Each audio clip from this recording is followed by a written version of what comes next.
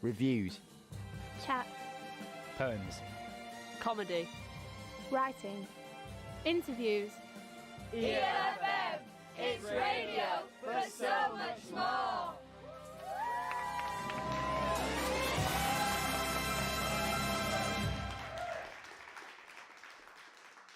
Hello and welcome to Chapel FM Arts Center on this fine Monday evening in March. We're very excited to have Mik Artistik back. We're going to be seeing a short film, hearing about his art, some music, all sorts of things, a bit of interaction with the audience, Q&A, all coming to you live from Chapel FM Arts Center and East Leeds FM Radio and our lovely studio audience here. So big round of applause. Welcome to Mik Artistik. Here he is.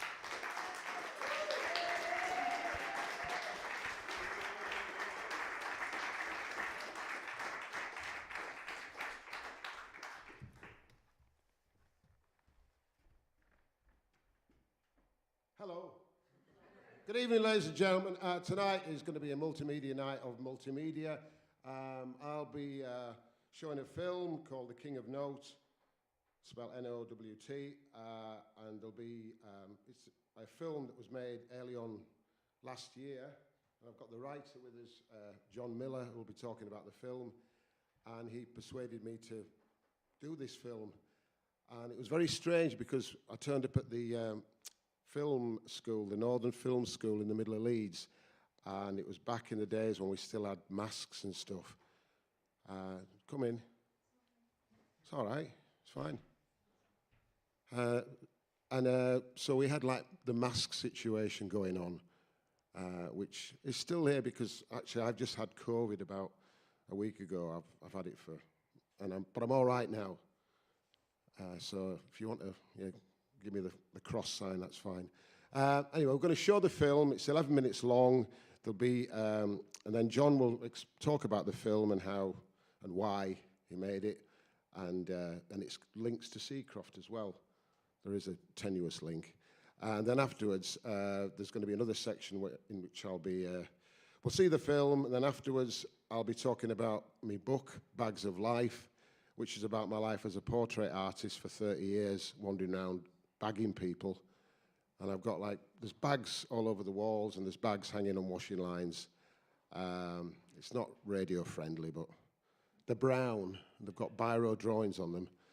And I'll be talking about why I did it and what delighted me about being a bag artist.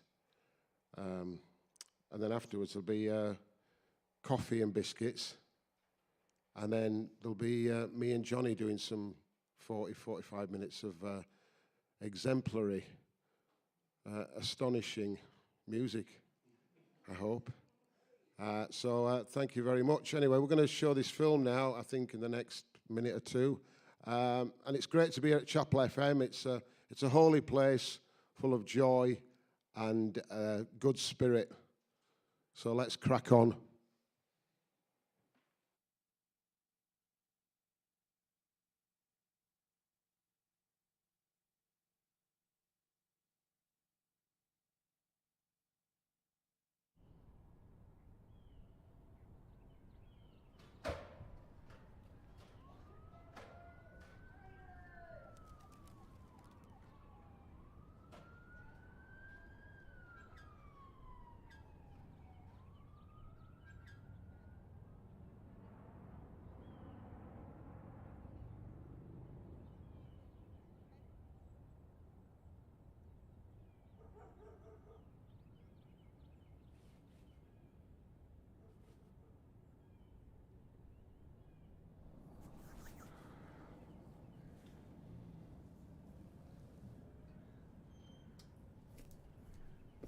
Morning, Dad. Morning, love. Torello. What are you doing here? You don't live here no more. I'm waiting for the postman. Oh yeah? What useless shite you flogging this time? Like 6-fingered gloves, or... I think little Sue next door needs a snorkel for a goldfish. Pack it in, Rachel. What about this time, Rachel? There's a fucking ton. Here, sign there. Don't worry, it's going to change my life. Of course it is.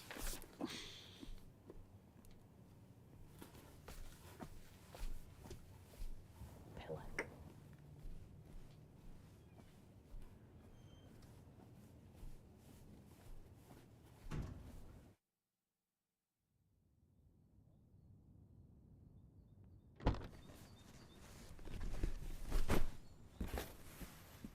Oh, yes.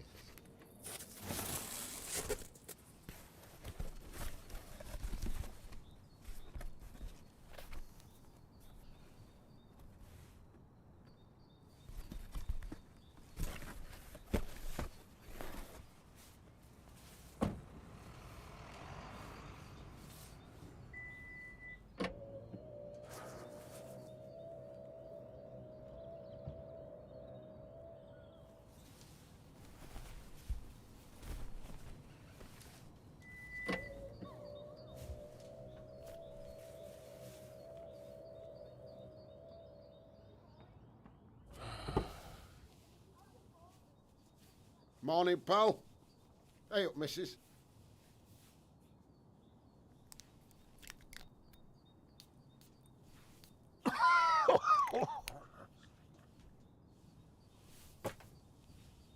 Trust me, pal, this book's going to make you the happiest man alive. On my life.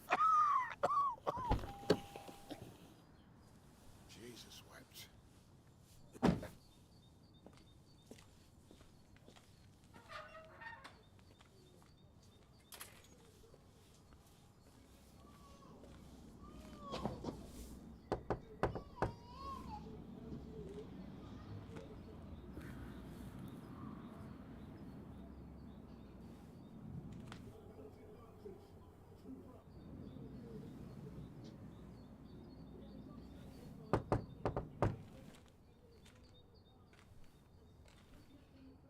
Who the bloody hell are you? Morning, love. Have you got 5 minutes? If you're still here in 5 minutes, you'll be leaving with a fat lip and a sod off.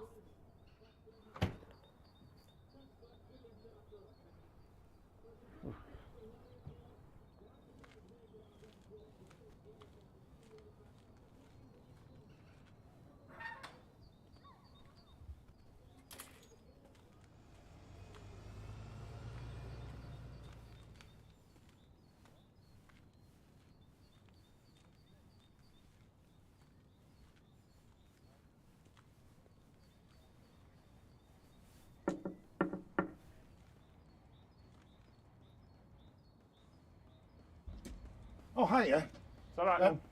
I've got it. Look, we squared up for Dad's funeral last month. No. No, my name's Richard. What if I told you that this book here could just change it? Fuck off.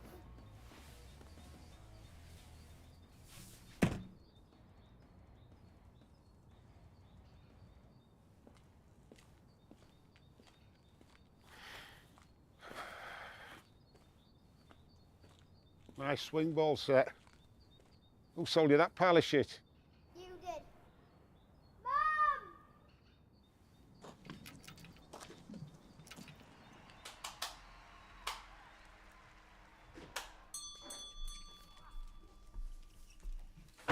Sodding remote.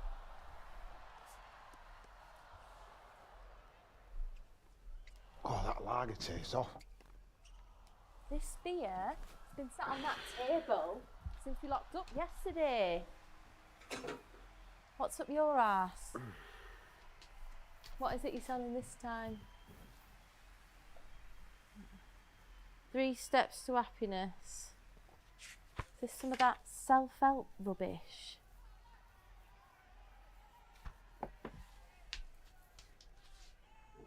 Load of bollocks. I've got your self-help right here.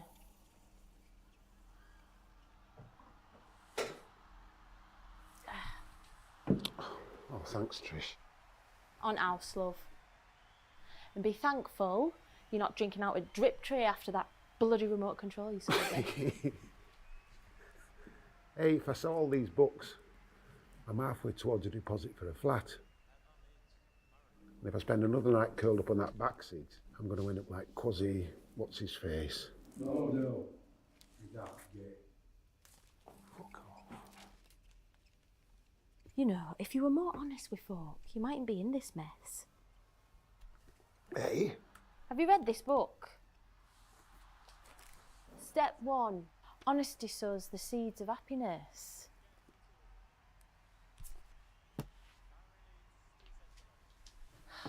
You're a good man, Rich. You're just full of shit.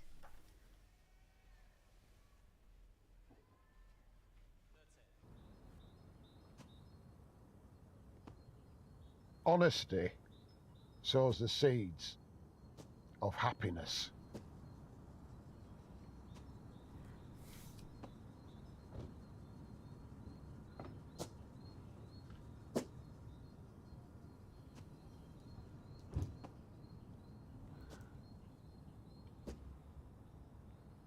Mum, look!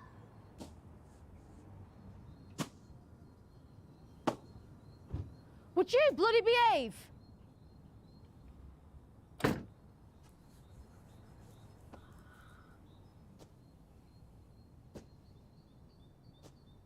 Honesty. Right.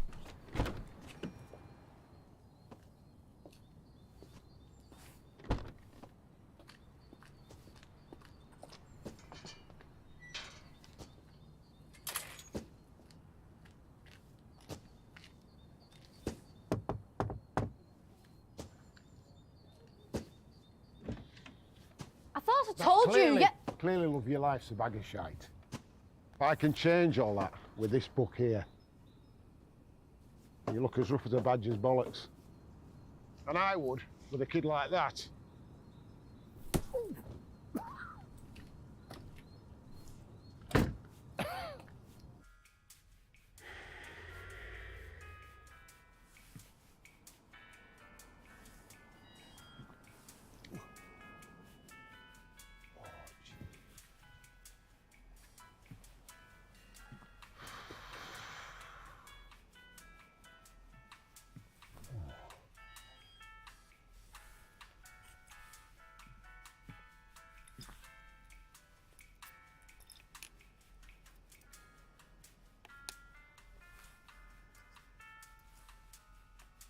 Let's get a shift on.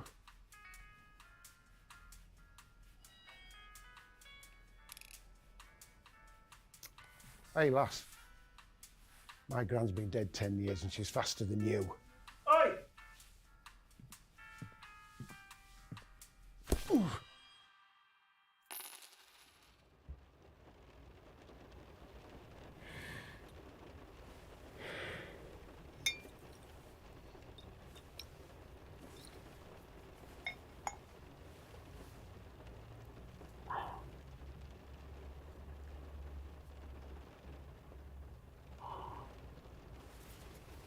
Honesty, my ass.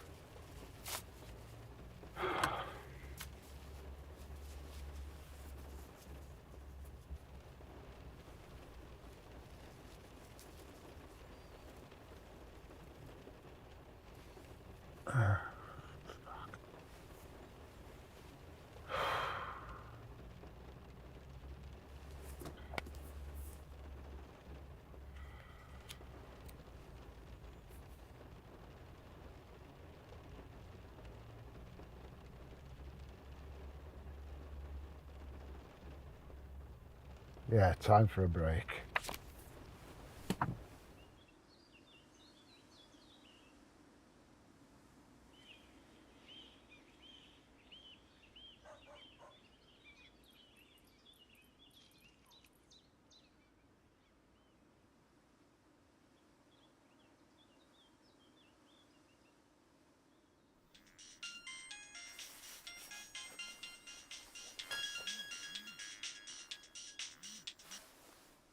Hello?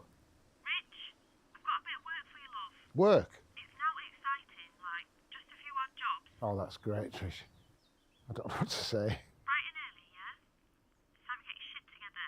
Definitely, yeah. Ta-ra, Trish.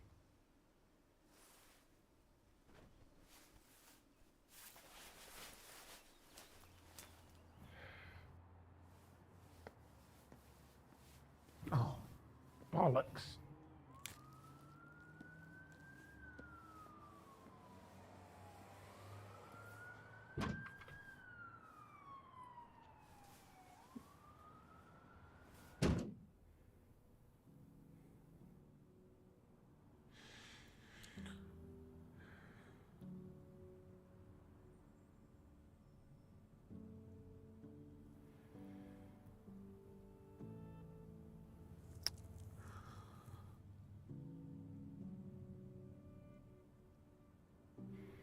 Night, love.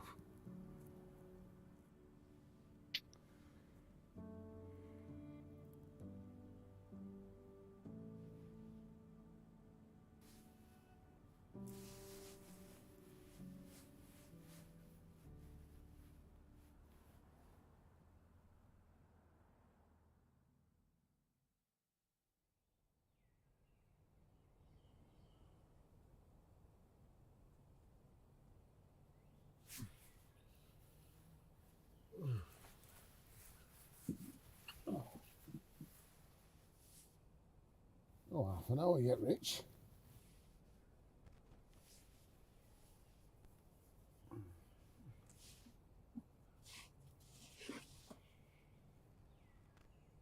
Start each day with 5 minutes meditation. Okay.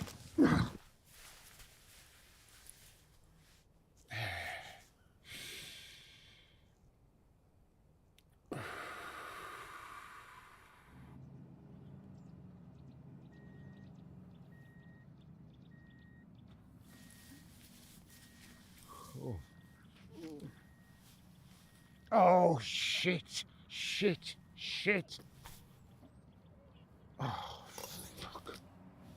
Richard, you stupid prick. That's it now.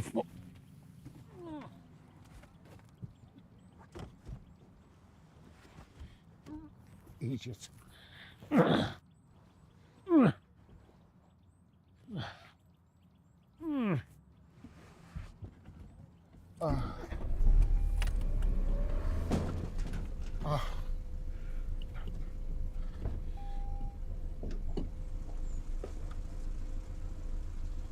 Fuck.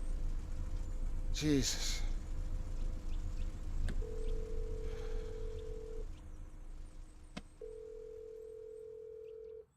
Hi, love. I don't know what else to call. I tried to turn things around, but it just went tits up. I've had some sense slapped into me though, love.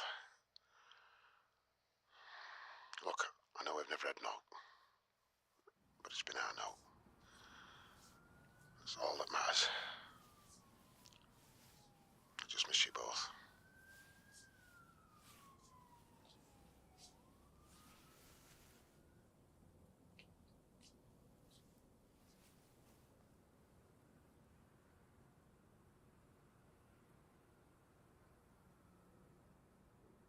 You can keep on the sofa. Thanks, love. Yeah, well, Trisha's been in touch. If you're not up and off by 6, then I'm setting dog on you. You're a star. Pillow.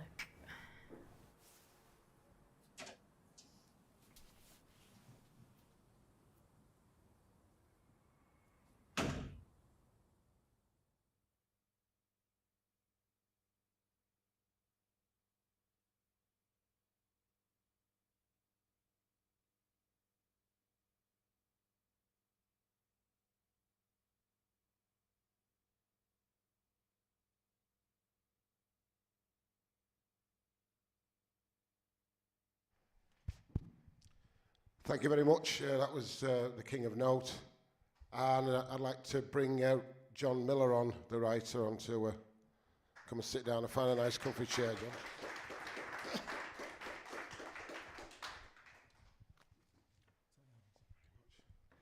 John. There was a few little black moments here and there, but it was a bit of a tragic black comedy, I think. But John, tell us how The King of Note came about. It started about probably 10 years ago without me even realising it.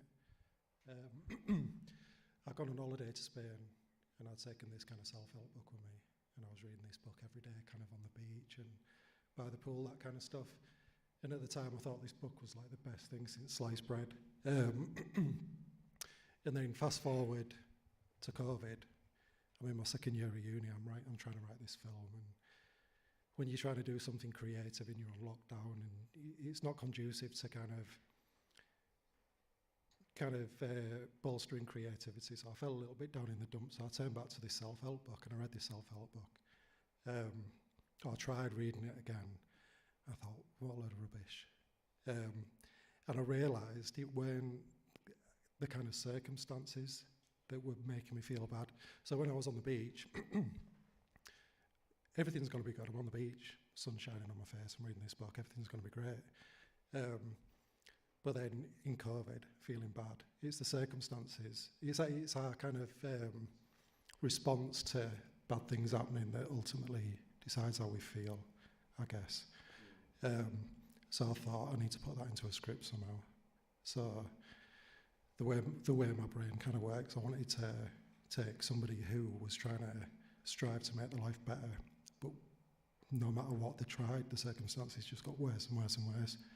But by the end of the film, we see that Richard, his circumstances are now better, but his mindset's changed because he says, we don't have much, but it's our not much, and that's what matters. I see.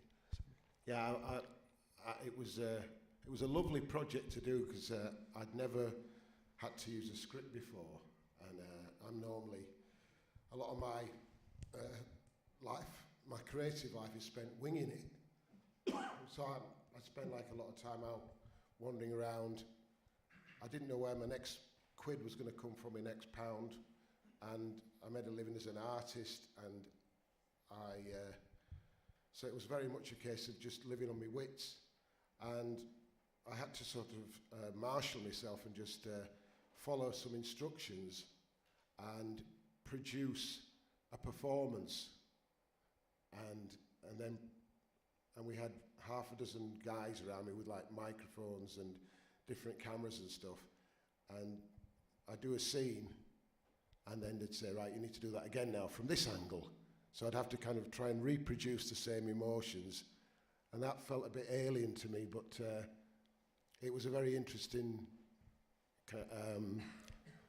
process to go through. And it was just wonderful working with a lot of people, because a lot of my creative life it's been fairly solitary. I've wandered around, been blown about like a little leaf here and there, and I did portraits for a long, long time, for about 30 years, and I just lived with myself and with the world, and there wasn't too much structure, and so and then when I started to do some music and stuff, and there was a bit more structure because I had Johnny Flockton, the guitarist, to basically just restrain me and rein me in a bit. And then doing something like this, which had 12, 15 people all relying on each other, it meant that I couldn't be a prima donna. I had a job to do. It wasn't filming, it wasn't doing sound, it wasn't doing write-ups and doing the script. It was a case of me just being this guy and following the lines and learning the lines and delivering them. And I felt really proud of myself after doing this. It's like I recommend it to anyone if you've not performed before, to throw yourself into something like this as just a change. How did you feel with it being your first time acting? I felt I'd like to do it again. I think I'd like to sort of push myself into another direction, and it felt odd not being trying to be sort of witty or funny, but just I had a script that the guy wasn't a particularly sparkling character. He was quite tragic, and he was quite ordinary, and everything was falling apart, and he didn't have any answers particularly, and the little he had was kind of draining away from him, and he just didn't have any, but he was just taking one step after another, like we all do, and just hanging in there, by his fingernails. And it was really nice at the end when my ex-wife, gave me a warm bed for the night, a warm couch.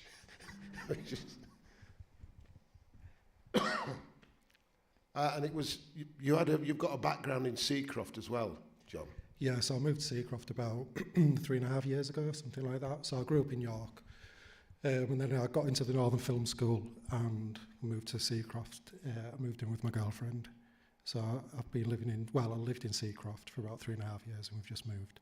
But all the kind of characters that were wrote into that script, I just grew up around. So I grew up on a council estate in York. If anyone knows Acomb. So there's a little town in York called Acomb. It's just kind of prefab council houses, that kind of stuff. So all the characters that I mentioned, like Little Sue and all the kind of lines that you hear in the film are lines that I kind of just picked up on growing up. And I've kind of, being a screenwriter now, I've learned how to kind of harness everything that I grew up around. And it all just kind of worked its way into the script and onto the screen, if you like. So have you got a new project lined up? Have you got another script you're working on now? I've got a few things on the go. So I graduated last year from the Northern Film School and I've gone back to do a master's in screenwriting. So there's a lot of writing being done at the minute. So I've got 2 or 3 projects on the go.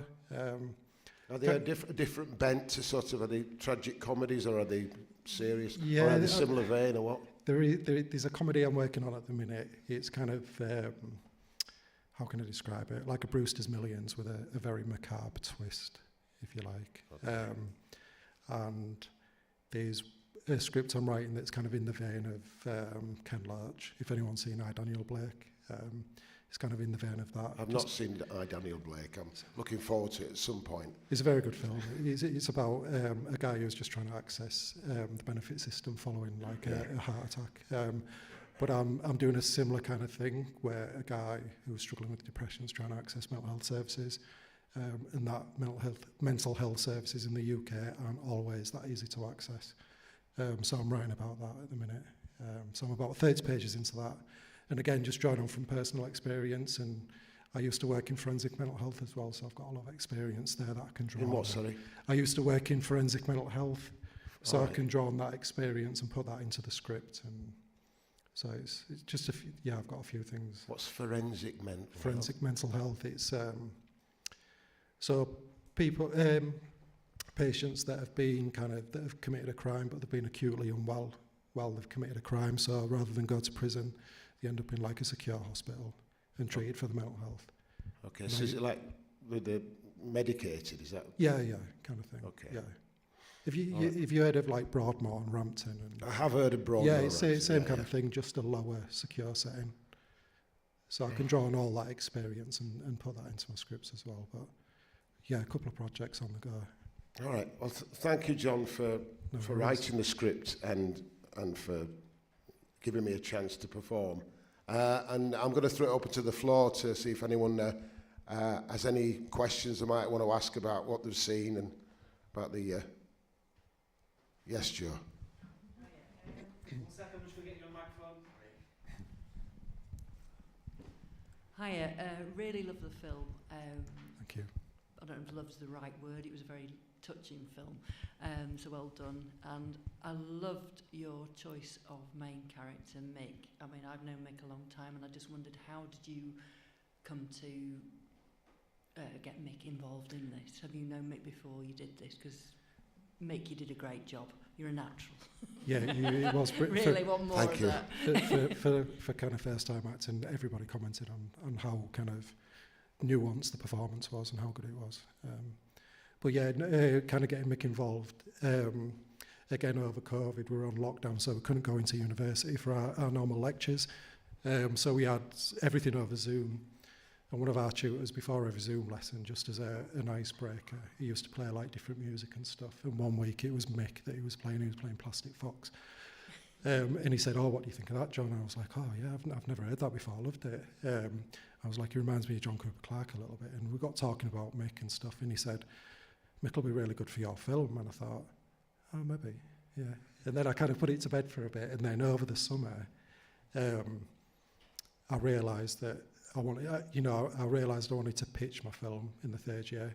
I thought, you know what, I'm going to reach out. So I got hold of Mik's agent. I think your agent emailed you with the script and stuff, and then surprisingly, like Mick got back to me and said, "Yeah, I'll give it a bash," and we just kind of went from there. So do I take it that you've never seen Mick play before you actually cast him for this? No. No. Wow, what a treat. Yeah. But I was kind of working on the script at the same time, so they didn't make it into the film, but there was a lot of references to Mick's music that I wrote into the script. Brilliant. He was supposed to have like a big plastic watch on, and there was various other things, like when he looked at his phone, there was supposed to be 6 missed calls. There was loads of things like that I'd wrote in that we kind of missed out at the final shoot. But yeah, that's how Mick got involved. And you know. Perfect relationship. Well done.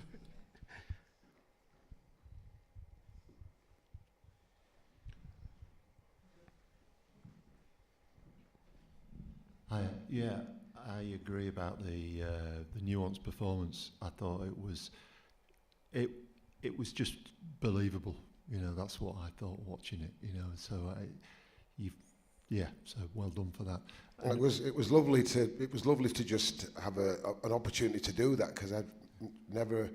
It was like there was a door opened, and I thought I'll have a go, and I had no idea what would happen, but it was lovely to put myself through 3 or 4 months when it was a fairly dark time in the world, when there wasn't that much work going on. I didn't have any gigs to do, and I could rely on, I had to find something else to do. And so I found myself, I was doing this, I was just practicing lines, and then I'd go into the college, and I'd go into this semi-dark room. There'd be a few cameras. There'd be young guys and women walking around with masks on. I'd put my mask on, sit on a plastic chair, wait, and they say, "Right, Mick, can you come and do?" And I'd take my mask off and come and sit down at a bar or something. And I'd be working with people who'd been on like Coronation Street and on Holby City. So I was really nervous, because these were the pros. So quite a few of the people in the film that you saw were seasoned telly performers. And I would say, "Look, I've never done anything like this before." And they said, "Don't worry, we'll look after you." So they looked after me, these pros, these professionals.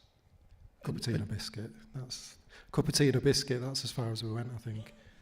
That's all you need. And because I'm interested, having done a couple of things like this myself, and as a beginner and a newcomer and a know-nothing, I found it fascinating what you get out of the experience. And I'm interested in, what do you think what were the most interesting aspects of the experience for you, in terms of what it's made you experience and think and feel and see as a person?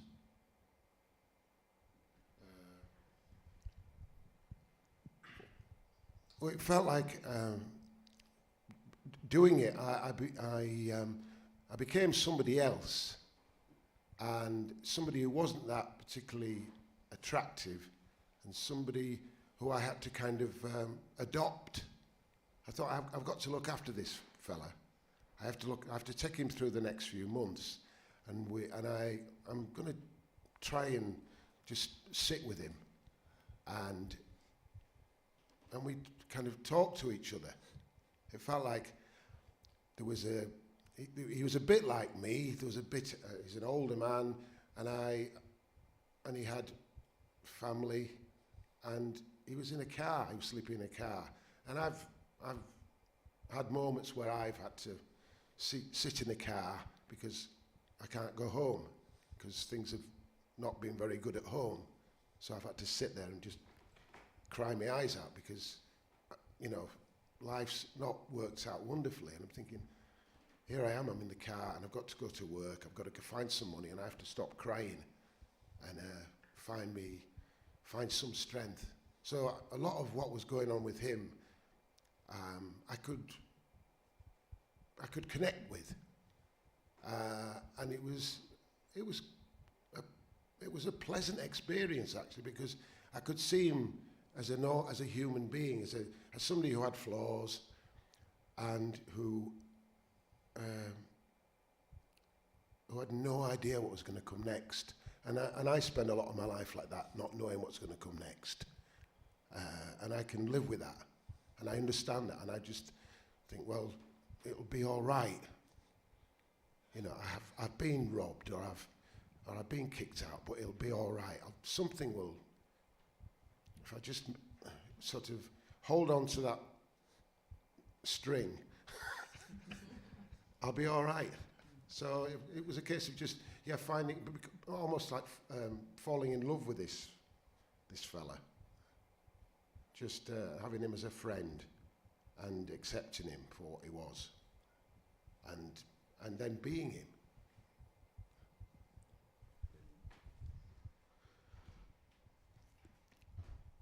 Right, well, thanks very much. I think that's The King of Note. That's part one of this evening finished. And I want to say thank you very much for John Miller for turning up. Thank you very much.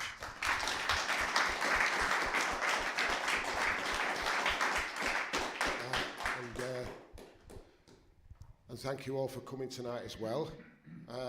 And I'm now going to move on to part two, which is prior to me becoming an actor and doing this, I had 30 years at the coalface wandering round the north, wandering round England, Ireland, Wales, doing portraits of people. And I'm going to stand up because I feel better now. This is my arena now, so I'm going to take John's hand here. I'm going to just walk him over that way to his girlfriend and just sit him down there because he's just there. He's not part of the gig now. He's done his bit. He's getting nothing, by the way. He gets no fee for this. He just turns up because he's from Seacroft. He knows no better. Anyway, this is the second part of this is I did a book during this dark time lockdown. I did a few things that were not to do with, because normally I'm a performer, I'm in front of a microphone, I'm singing songs with Johnny Flockton and a few other people, and that's my anchor to the world. I'm out there and I meet the world and there's all these people there and they cheer and I entertain them and they buy my merchandise. But during lockdown, there wasn't that. And so I had to kind of find a way to kind of navigate this vacuum. So I kind of looked back at stuff and I thought, and luckily a friend of mine rang me up and said, he said, why don't we do a book? And I was, well, I'm not a writer, I'm a performer. And I was thinking of a million excuses not to do it because that's saying no is easy. And he said, no, let's do a book before we die. So we did a book. And the book was called It's Irrelevant. And it's got a nice mustardy yellow cover. And it was a book that was about my friendship with my friend Robert Galetta, who was at Oxford. And me and him have had 30 years together as friends, 30, 40 years together. And we've grown up through punk and through going out to parties and going out with each other's girlfriends and having rifts. And well, not actually, we had a very gentle and a loving relationship. And Robert is one of the few people who has looked after me. He's bought my artwork, he's bought paintings off me, and he's bought books and writing and stuff. And he's always been very, very supportive. So it was a wonderful experience just spending lockdown writing this book. And it's a book about mine and Robert's love for lost causes, dodgy musicians, dodgy artists, people who are not making loads of money, who are not getting Oscars or Emmys, just people who normally sitting at a little wooden bench at the back of the room selling crap CDs, but people that we have a real sort of soft spot for. And that's why it's called It's Irrelevant.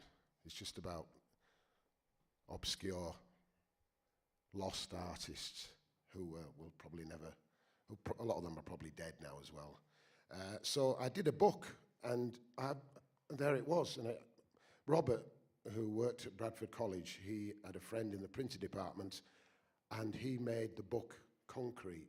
So it went from being something that was written down on emails and stuff, and it became a kind of an A4, similar to an A. It's not quite A4. We spent a lot of time worrying about the size of the book. We thought, no, we want something that's slightly bigger than A4, and also it's going to come in a schoolboy form, like a Sylvine exercise book. And I really like the idea of just, and it's full of little drawings of musicians and philosophers.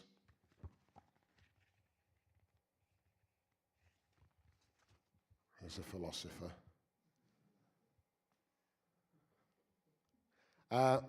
So we did that, and we sold, and Robert got it printed, and we had all these books, and we sold, and we bought 100 copies. We paid the printers to do 100 copies because we were so nervous. I didn't know how many would sell, and we sold them very quickly. And then we ordered another reprint, and then another reprint, and suddenly there I am. I'm a writer. I've sold 300 or 400 books, so now I qualify as, and then that spurred me on to doing another book, which is, as I said, I've spent 30 years wandering around Leeds and everywhere else, doing portraits on brown paper bags, and that started back in like 1980. November 82, I was on the dole, I was lost, I was getting up at 2 o'clock in the afternoon, I wasn't doing anything, I was like a slack rubber band. For all my intelligence and for all my qualifications, and I'd been at art college and I've been to grammar school, and I felt like I was going to die. I thought there's nothing to get up for. And I just said a prayer, I said, please God, don't let me die. And the next morning, I thought, I'm not going to sign on. I'm just going to stop signing on because I need to wake up. And there was a bin bag full of ties in my room that my uncle Peter from Philadelphia had brought over from America, all these really nasty ties. And so I took these ties and an ironing board, and I took them into town to Merrion Centre. And I put this ironing board up in Merrion Centre, and I put these ties, I laid them all over the ironing board. And then I just stood there and I went, come on, ladies, 2 for £1. Here they are, 100% zircon. It looked bloody lovely. Look at that there, purple. Look at the combination there, mustard and mahogany. Beautiful combination. And I think and there's a bit of me going, who am I? Because I felt like some kind of, like I turned into Mr. Hyde from Dr. Jekyll and Mr. Hyde. There was this character that was like, he was really awful and cheeky. And I thought, I'm not cheeky, I'm nice. I'm this really nice, thoughtful, considered, intelligent person. And then I became this kind of wheeler dealer. Oh, come on. But I sold my ties. I went there for 3 or 4 days, and I made my rent. And it made sense. I thought, I'm working, and I've got rent, and I've paid my rent, and I'm eating, and I'm smiling, and I'm in the world. And then I had like a load of paperbacks as well. I got a suitcase full of paperbacks. I went up to the Polytechnic and up to the university, and I went in the common room, and I opened up this suitcase. I said, come on, we got Alistair MacLean.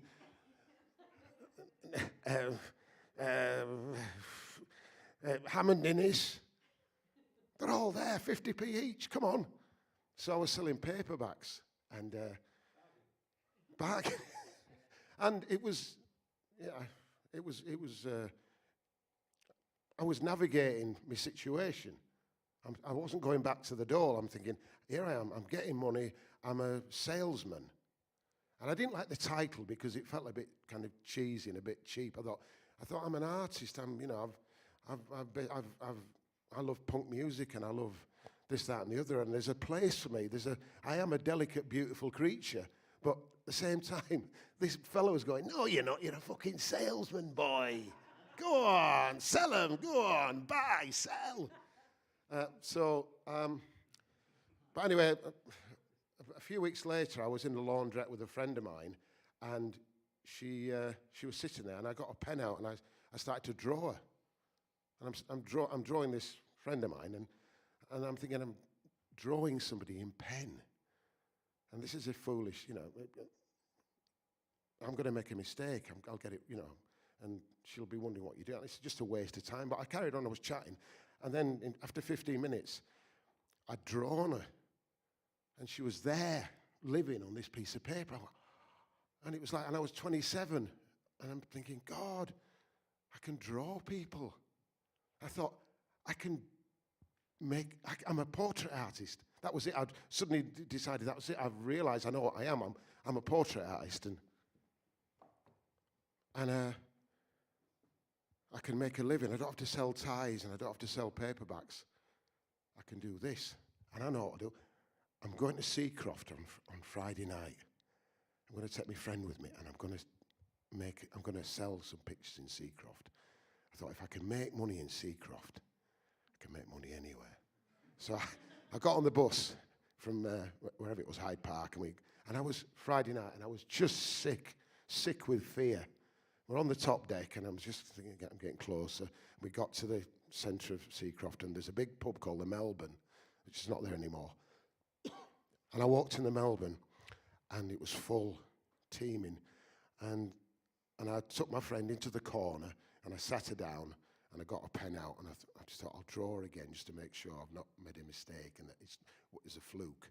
And I drew her again, and it was good. It worked. I thought, come on, Mick. And there was a fella sitting opposite on a stool, and he had commando pants on, and he had looked like a roofer. And I went over to him and I said, I do portraits of people. Would you like your portrait done? And he said, yes. So I sat down, and I got my pen out and started to draw. And he's looking at me, this big man, and I'm looking at him, and it felt very unnerving to look at in a man's face.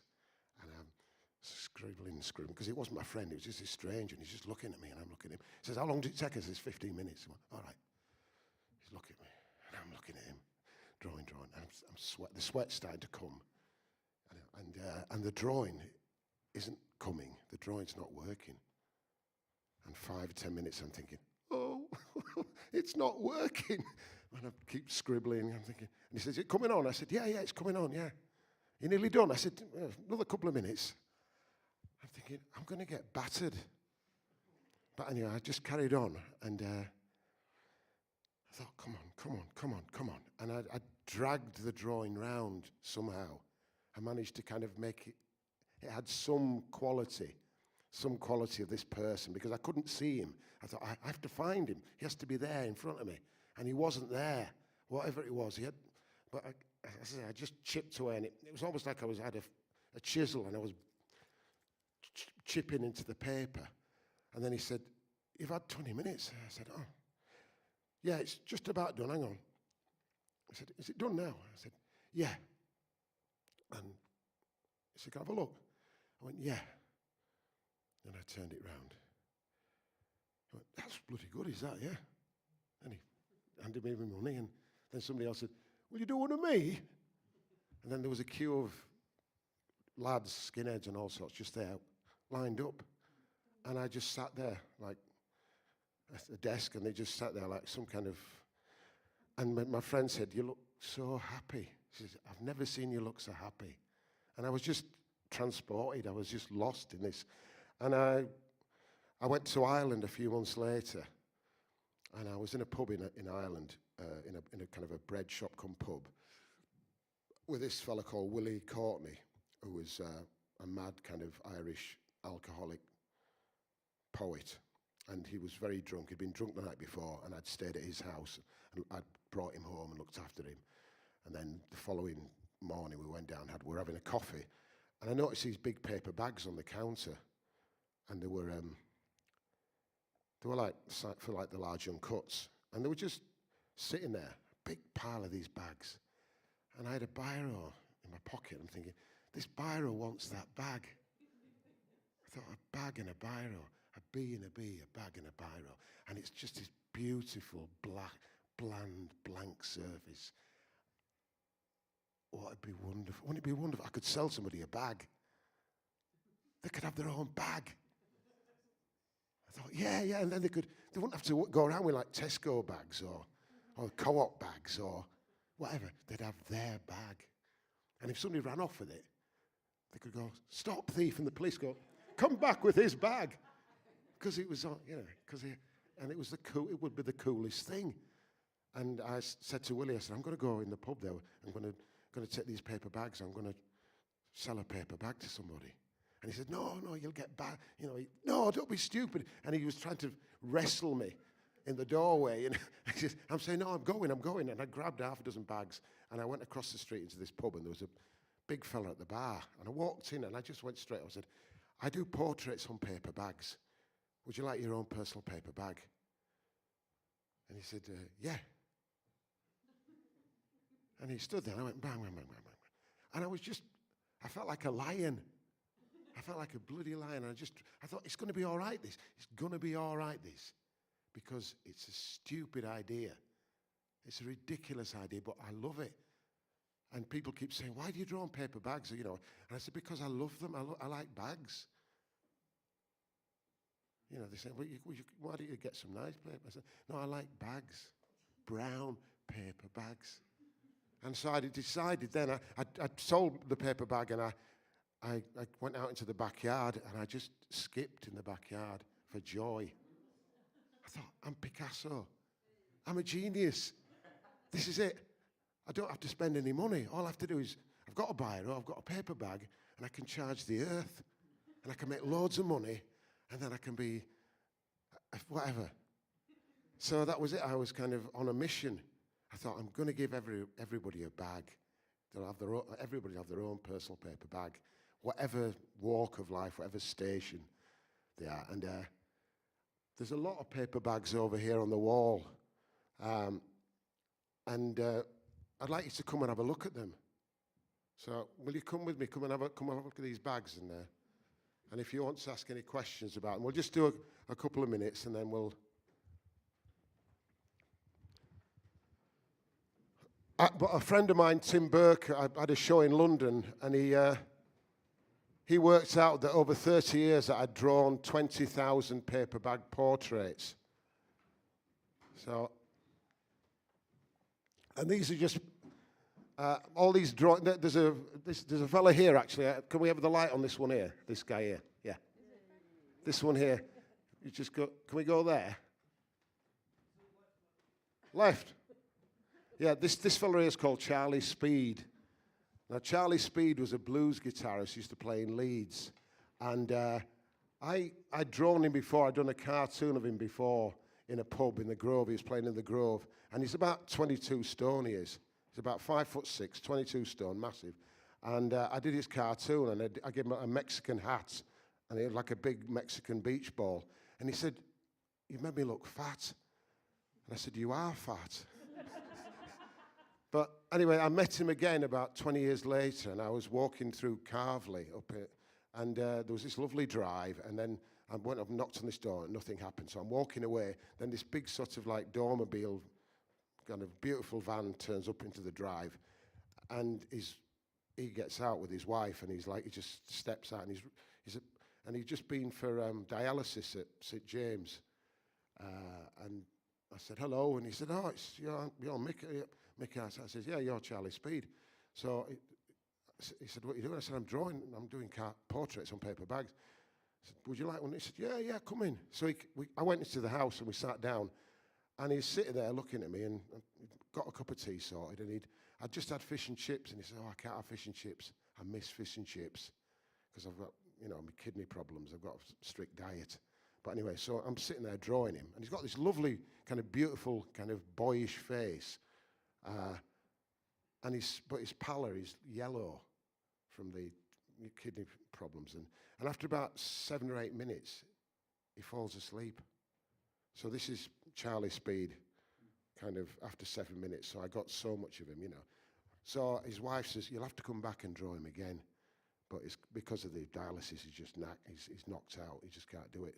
So I thought, fine, I'll come back later on and do it. But I'd quite like a little bit of Charlie there, you know, because I can see him there. And I didn't know him very well, but we had these really two intense, beautiful meetings. There's these little things here that are in the middle. There's 3 little paper bag books, as well as doing portraits on paper bags. In Biro, I also do little paper bag books, and I give myself a title like Holy Week, and then I do a book about Holy Week just there and then, and just create this. And there's a book there, the Little Book of Chaos, and then I just let rip with a biro and create. And then I usually give them to people as birthday presents or something. But there's the world's here. There's John there. If we could go right here, move the light right, please. There we are, yeah. There's a fella there with a beard, and he's got a bobble hat on. That fella's John, and he was from Morley. And he's standing outside this pub in Morley, and I went up to him and I said, can I draw you? And he said, yeah. And he's just standing there. He's got like a little rolly. And he's got this beautiful white beard, but his moustache area is yellow from the nicotine. And we chatted, and I said, I've been a lot. I like to travel around. I've been to, wherever. I was in Aldershot, or I was in Macclesfield yesterday. And I says, do you get around much? Do you travel much? He says, no. I said, so have you been, do you go anywhere else? He says, no, I just stay in Morley. I said, have you been to Leeds? He said, no. I just live in Morley. I live in Morley. And he was like 70. But he was so kind of content. I'm thinking, yeah, but you've not been to New York, or you haven't been to Barcelona, or you haven't been to the moon, He said, no, I've been in Morley all his life. And it was like, but he didn't look like he'd missed anything. He didn't look like he was starving for life. He looked very composed. He looked like a little kind of alternative Santa. He just had it all sorted. And he was, if we come further down the line here, let's have a look. Oh yeah, this fella here right at the end. We've got this guy. I was in a place called, if you come down to the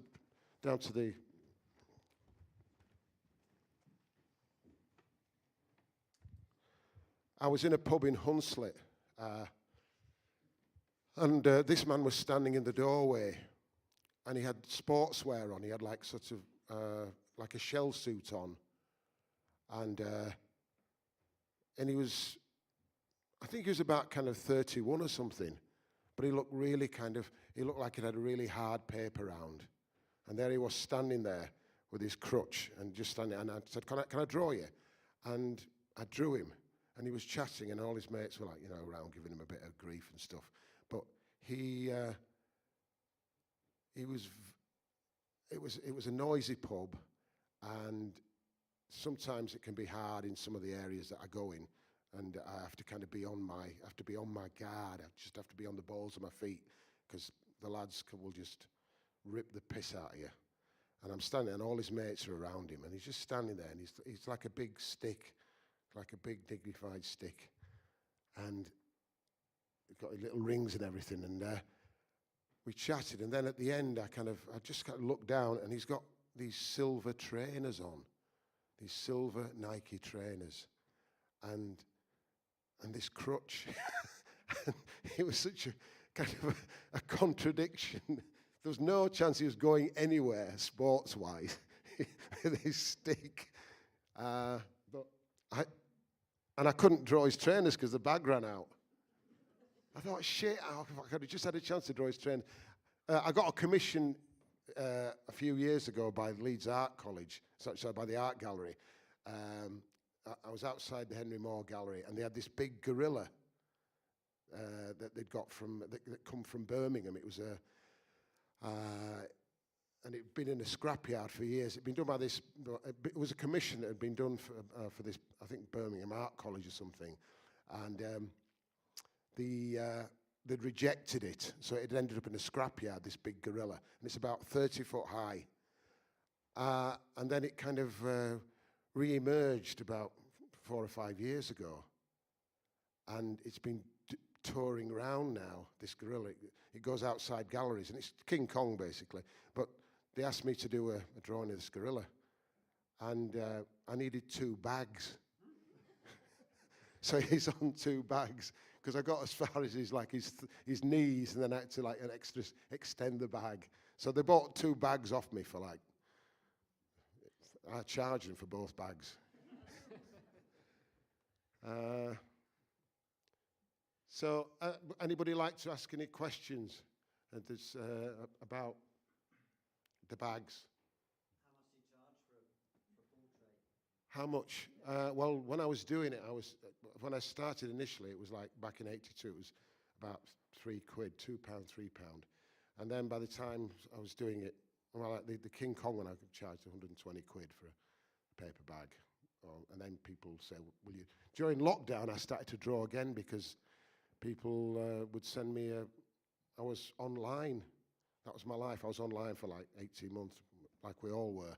And people would send me photographs of the dad or the daughter or the cat. Will you draw my cat? So I'd do a cat on a bag or a dog on a bag or a child or whatever. And it was a means to an end. It paid the bills, and I missed the live drawing when I was standing in front of somebody and I'd have a crowd of people around me, kind of some of them egging me on, some of them wanting me to fail. I'd be in a pub and I'd have 6 or 7 people behind me, and it'd be really quiet, be like this, and I'd have a pen, and there'd be 25, 30 people in this room with me, and no noise, just the noise of the biro going on the bag. And then somebody said, oh my God, it's his eye. That's Terry's eye. He's got his eye. That's Terry's eye. That's him already. So there was, so I spent 30 years creating these little spaces.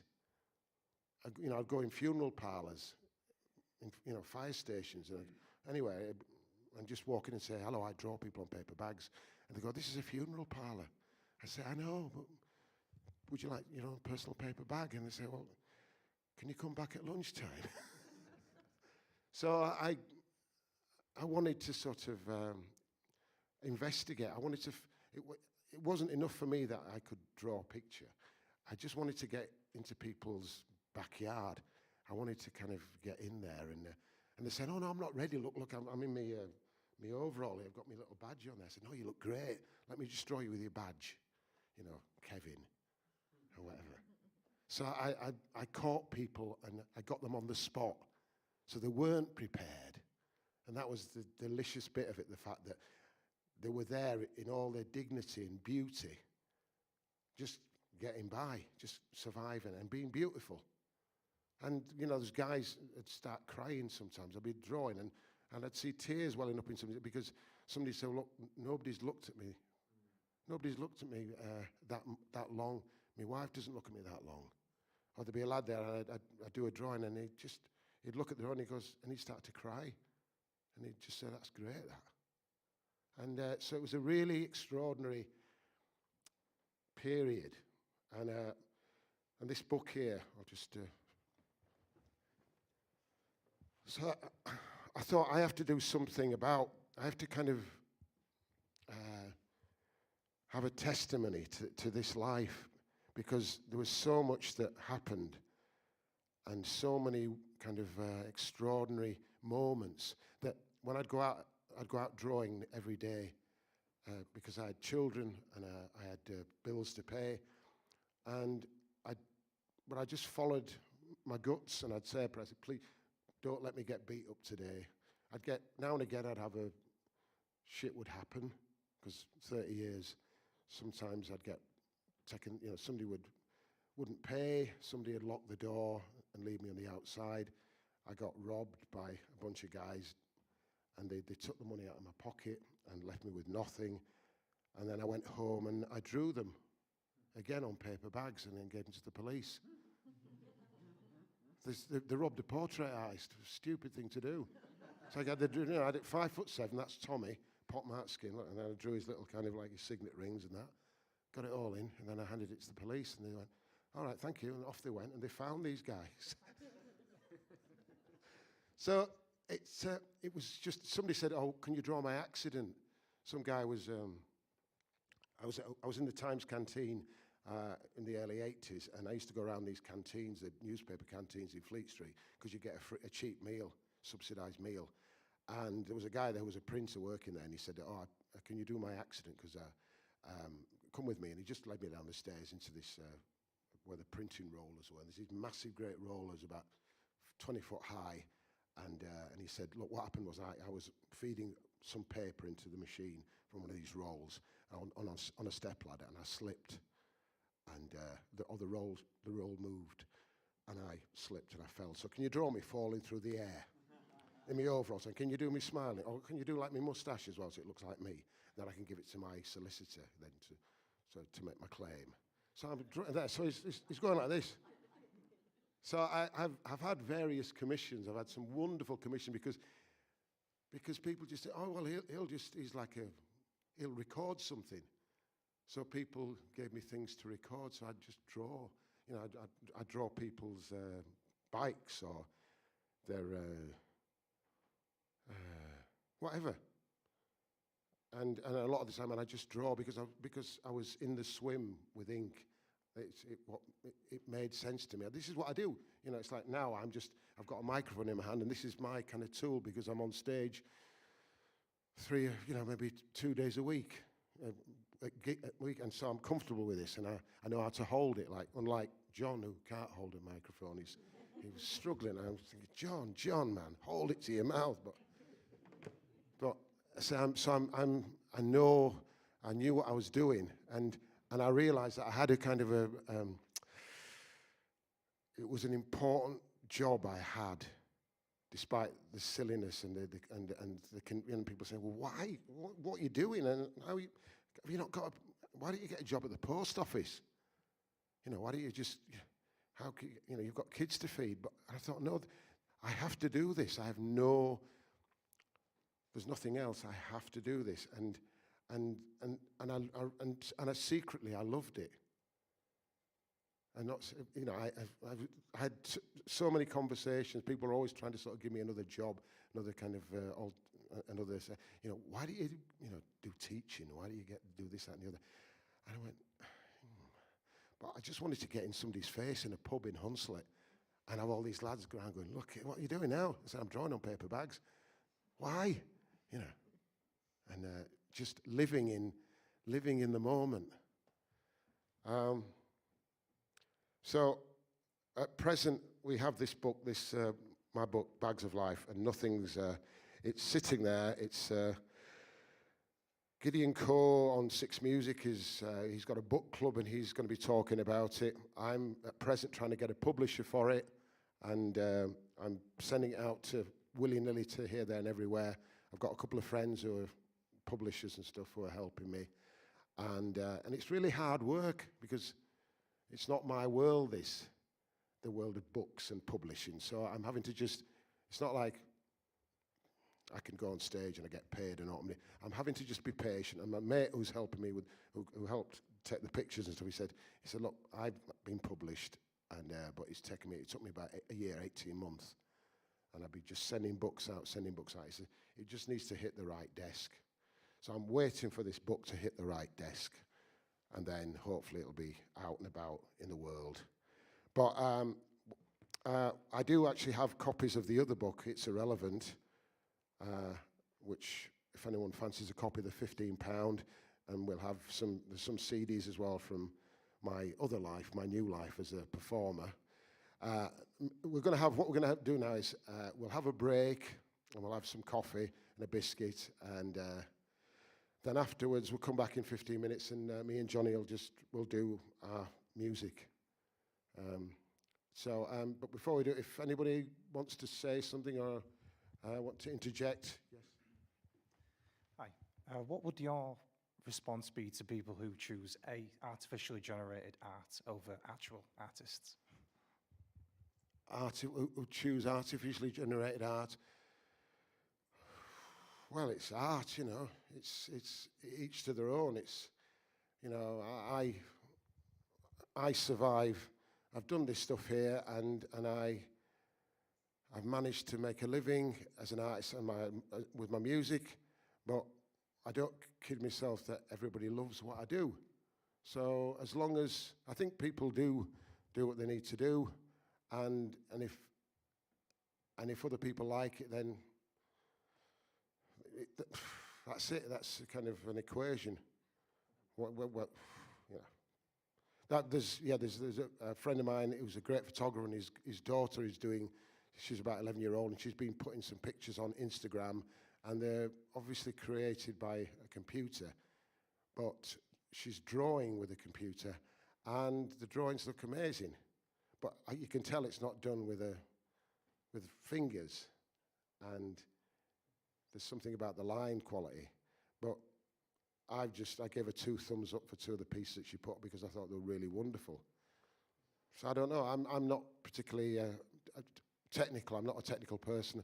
I understand ink, and I understand pens, and I understand.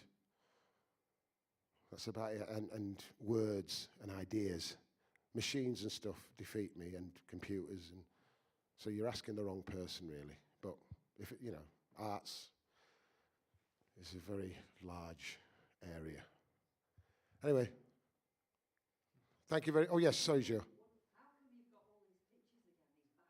How come I've got all these bags? Well, because because I have a load of. I did it for a living, but I also drew when I was out because I'd see somebody who had this amazing face, and I felt duty bound as a portrait artist to capture them. It felt like, you know, I was on a mission.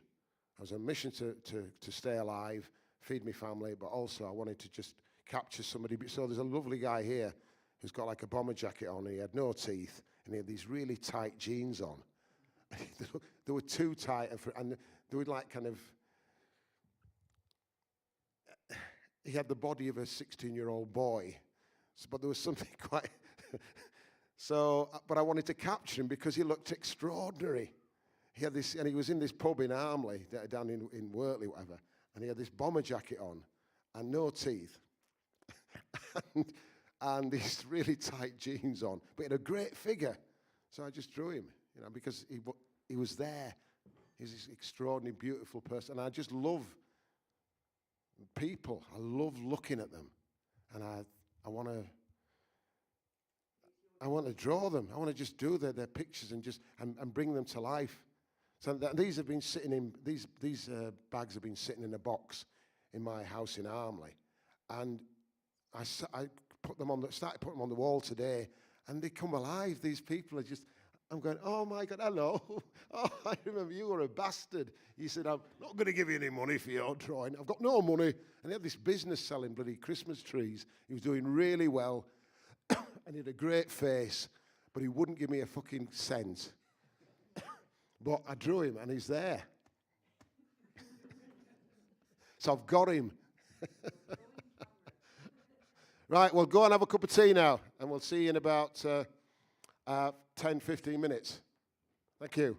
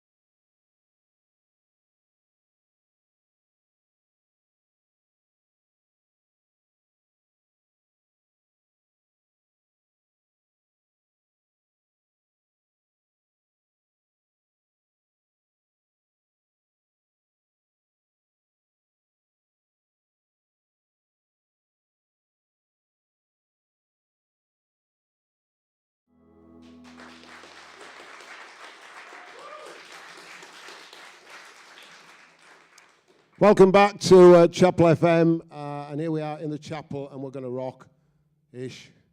Anyway, here we are. There's me and Johnny, and bless you all for coming back, and here we go.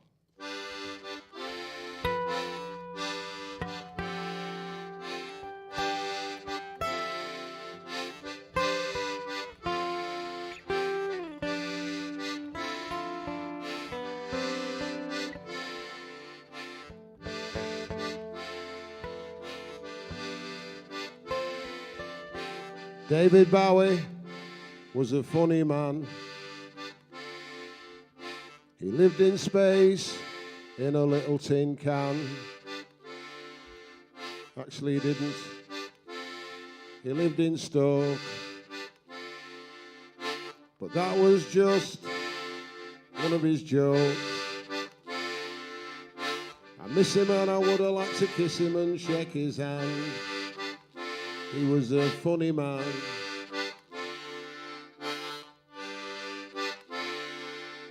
Sometimes he'd sing in American, sometimes he'd sing in Cockney. Even though his dad were from Donny. How he managed to survive on an egg a day, I'll never understand. He was a funny man.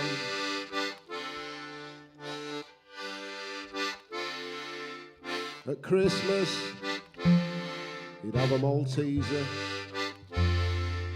There were fag burns all over his quilt, he was an anxious geezer.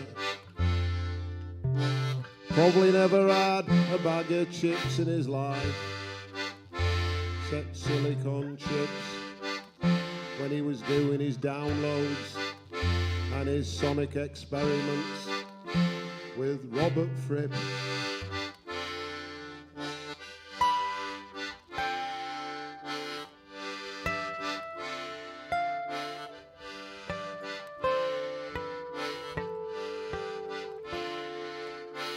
When he were alive, England won the World Cup.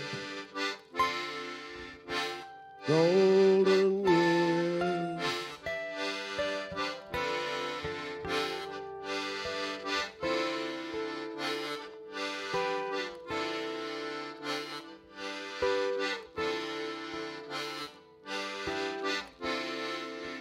When he sacked the Spiders from Mars, he needed another backing band.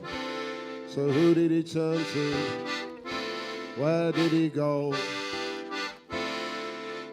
He ran for the shadows, ran for the shadows, ran for the shadows.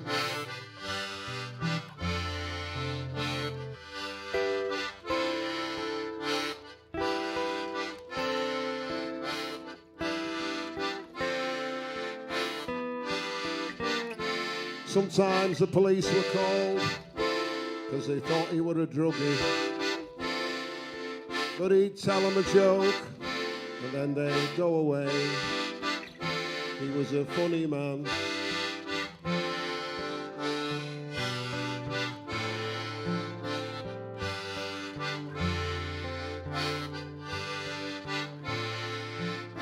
I think he was sad about the floods when he was in New York. On Broadway, thinking about all his soggy relatives in Donny.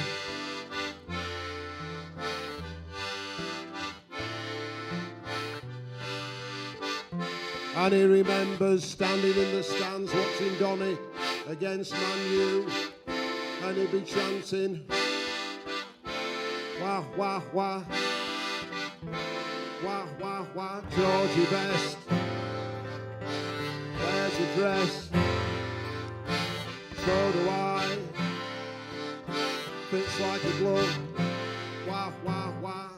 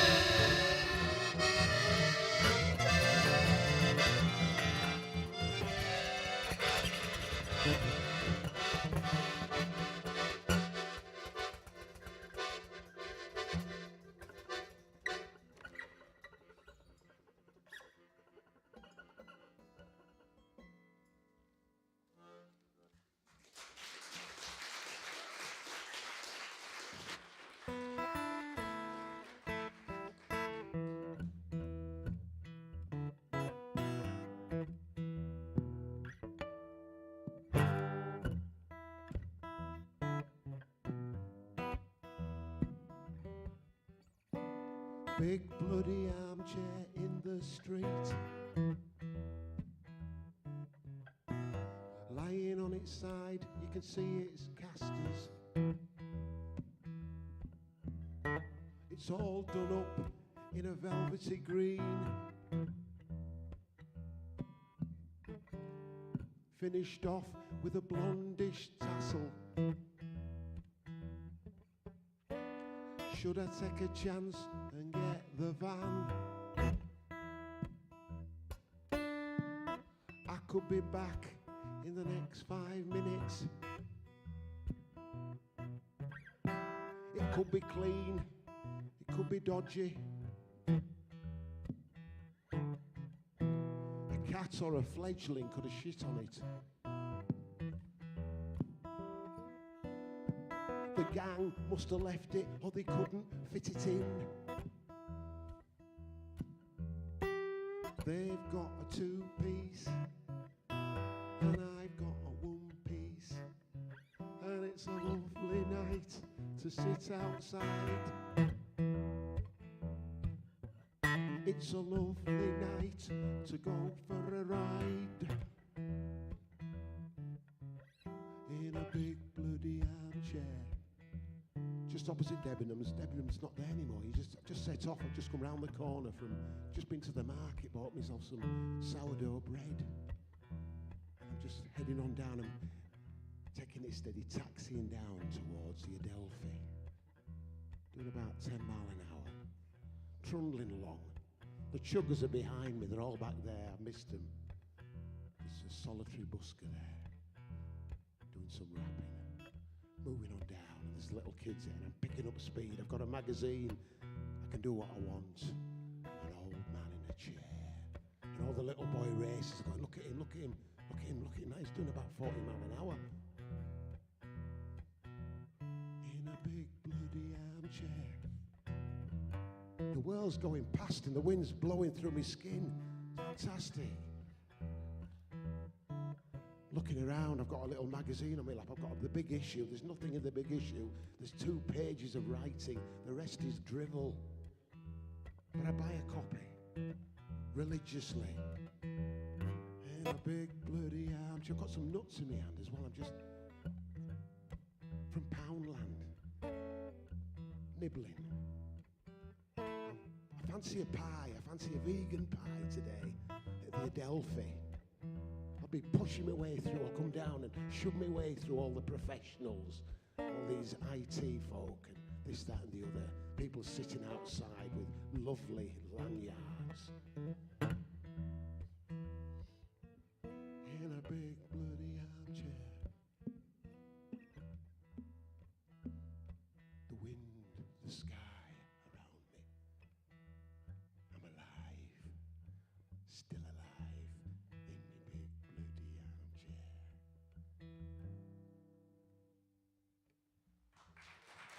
Thank you very much.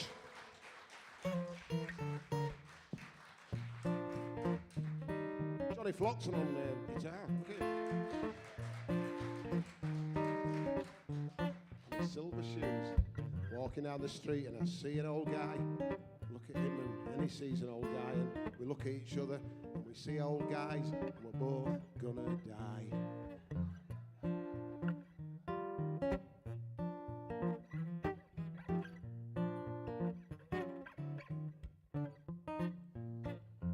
He's an old guy and I'm an old guy, but I don't think of myself as an old guy.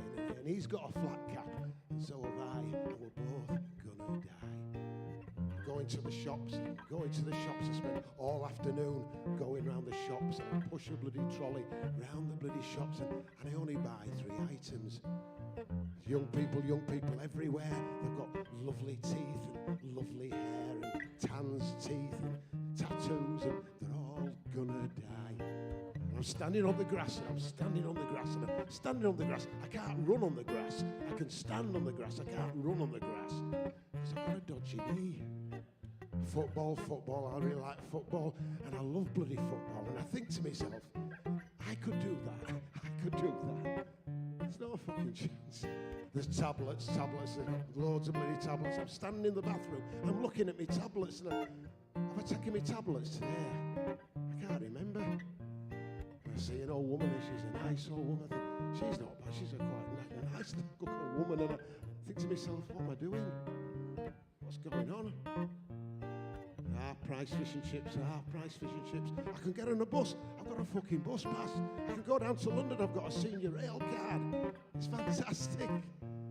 I can go to Beeston. I can go to Brixton. I can go to Bristol. I can go to Barcelona. I can go anywhere I like. The world's my oyster. And he's an old guy, and I'm an old guy, and there's loads of old Italian and French old guys, and Welsh old guys, and Irish old guys. And we're all gonna die.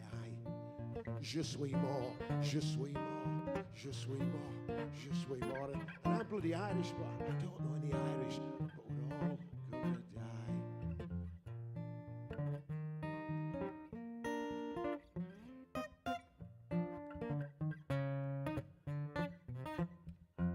It's not a bad life, and it's not a bad life. I like a nice piece of cake, and I've got a good wife, and I'm not even married, and I've got a good wife, and I like a glass of fucking wine. He's an old guy and I'm an old guy, and there's those old guys, and we just sit around and bore each other to tears, talking about fucking punk. And he's an old guy and I'm an old guy, but I won't talk to him because he's an old guy, and I won't be his friend because he's an old guy, and we're both gonna die.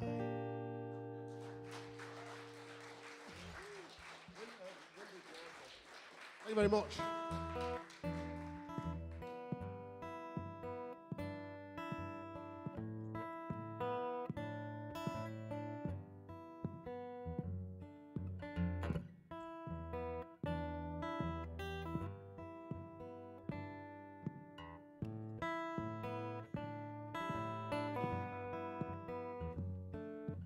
Windows, doors, conservatories, Sunday afternoon.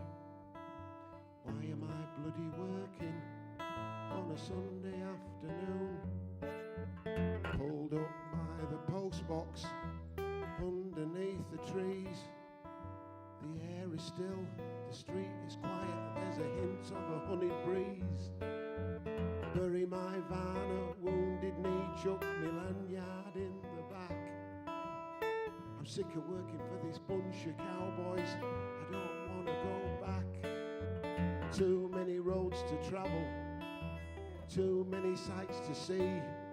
This shirt's too tight, this shirt's too white. I want to go on a bender. Windows, doors, conservatories. Windows, doors, conservatories. Plastic, glass, plastic, mastic, mastic, nastic, plastic, windows, doors, conservatories. Round and round my head. I'm sick of working for this fucking bunch, and I wish that I were dead. Stunted man, I'm stunted, I'm stunted, I'm stunted man. Sleeping in the spare room, I'm on my knees. I wanna go to the seaside, take me son to the seaside. Use the gym again, get back in shape. Door to door to door to door. I can't face another door no more. Too old, too tired, too low, too wide. 2 lumps, love, can you stir it please? One day I'll fly away, throw my tie away. Talking bollocks, 9 to 5. I need to knock it on the head.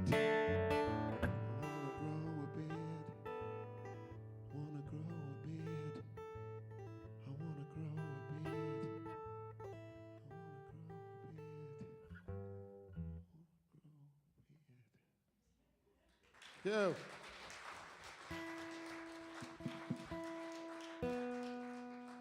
Thank you.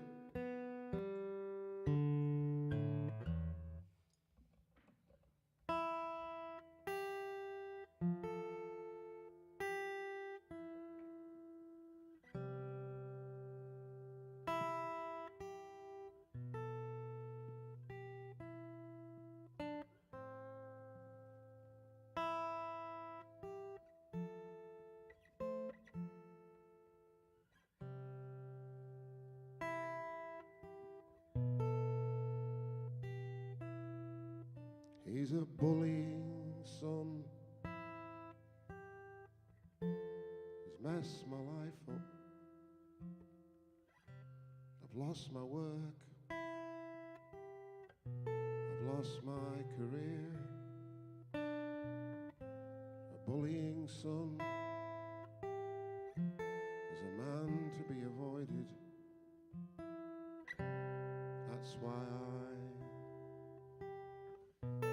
keep out of his way. Big as a house, and twice as nasty. His arms spread out, his muscles shine. He makes me frightened. I run a mile from my bullying son. My bullying son. The house is too small for his massive frame. I can't hide anymore. I'm gonna take my wife, take the cats, and leave my bullying son. My bullying son. I don't talk about him to friends and family. Don't bring him up in conversation. He rules the roost, takes all the biscuits. He's my bullying son. My bullying son.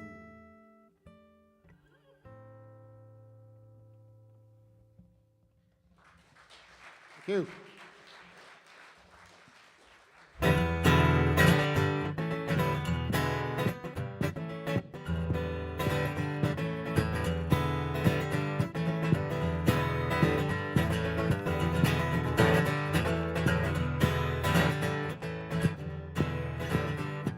Bless my soul, here I am again, I'm in the library. I'm working really hard, I'm not tossing it off, I'm in the library. Facebook, MySpace, doing memes in the library. The hours just fly as I'm tapping away in the library. It's a bit of a shock when a phone goes off. There goes a can of pop. You're not supposed to be eating in the library.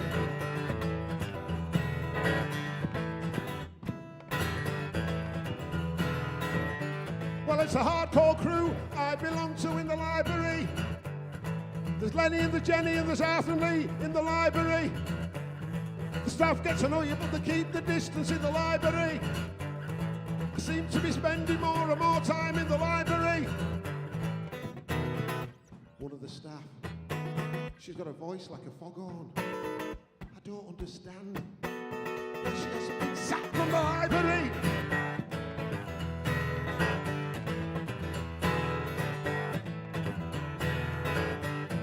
I don't try and call me up, taking any calls, I'm in the library. My girlfriend knows I'm not to be disturbed in the library. It's not an escape when I find myself down in the library. The light comes through the stained glass windows in the library. Security staff, they're on the prowl, on the walkie-talkies. Something's going down in the library.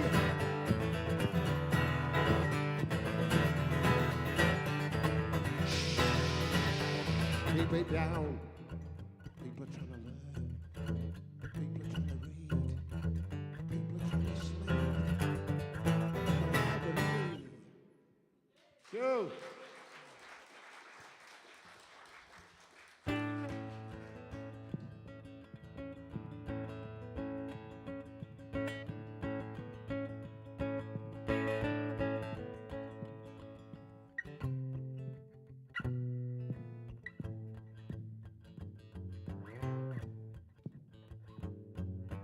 Plastic box at the top of the garden.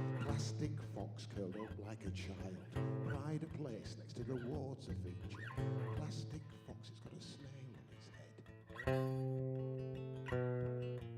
Plastic fox. Plastic feet and a plastic tail. Out in all weathers, wind or hail. Lying in the garden, covered in snow. There's a bit bitten off of his plastic toe. Plastic fox. Butterflies flutter up and down the garden. The washing line's empty, except for some pegs. The lady of the house, she's having some lunch. A small piece of toast and some scrambled eggs. Plastic fox.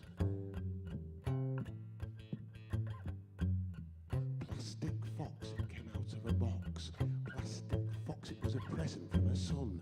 Plastic fox, it went straight in the garden. Plastic fox, the grandkids love it. Plastic fox. Gnomes with fishing rods scattered round the garden. A blue and white windmill under the trees. But the plastic fox is the centre of attention. Plastic fox with his plastic knees. Plastic fox. Plastic fox. Plastic fox. Plastic fox. Fox. Fox. Plastic fox. Fox. Plastic fox. Fox. Plastic fox. Fox. Plastic fox. Plastic fox. Fox. Plastic fox. Fox. Plastic fox. Fox. Fox. Plastic fox. Fox. Plastic fox. Fox. Plastic. Ow! Ow!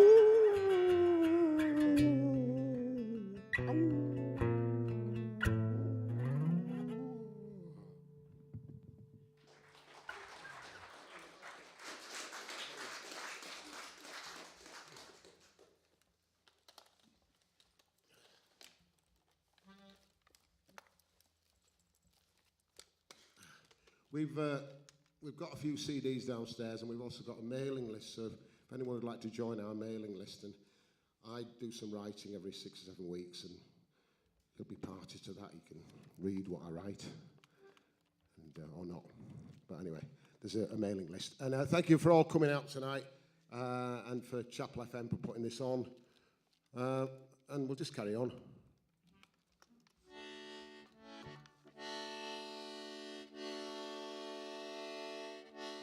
Radio. I don't need heroin. I don't need heroin. I don't need heroin to complicate my life. I'll stick to bitter. I'll stick to Baileys. I don't need heroin to give me all that strife.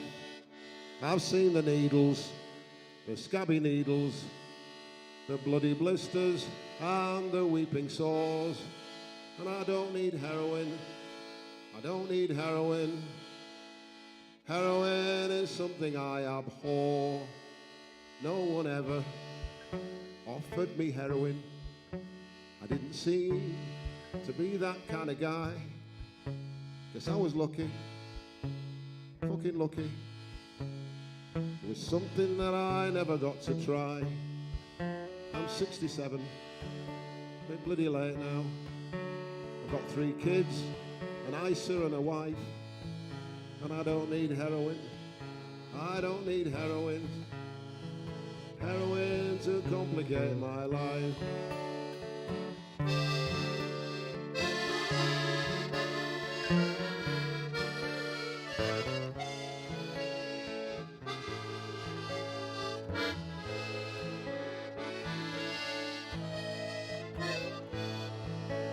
Haven't a clue what to do with the needle, the spoon or the tie. There's all this faffing, bloody faffing. It's something that I really don't need to try. And I know that whiskey can be risky. That's why I'll only have a little glass. But I won't do heroin. I won't do heroin. Heroin is something I shall pass. I don't need heroin. I don't need heroin. I don't need heroin to complicate my life. I'll stick to bitter, I'll stick to Baileys, I'll stick to Merlot, I'll stick to Belgian chocolates, I'll stick to halloumi, and I won't let heroin complicate my life.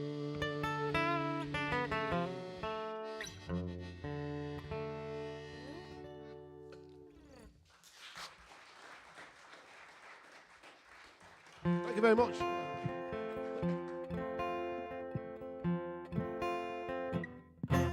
I'll ring you on the landline. Let's go back to 99, when my hair was so brown and fine.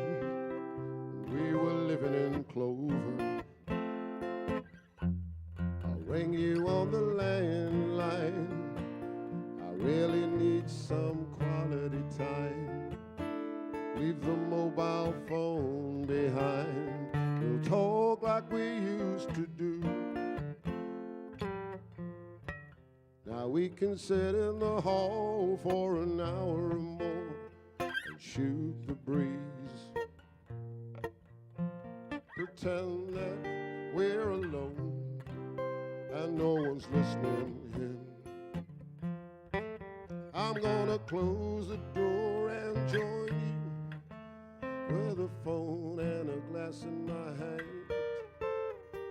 We'll go back and talk like we used to do.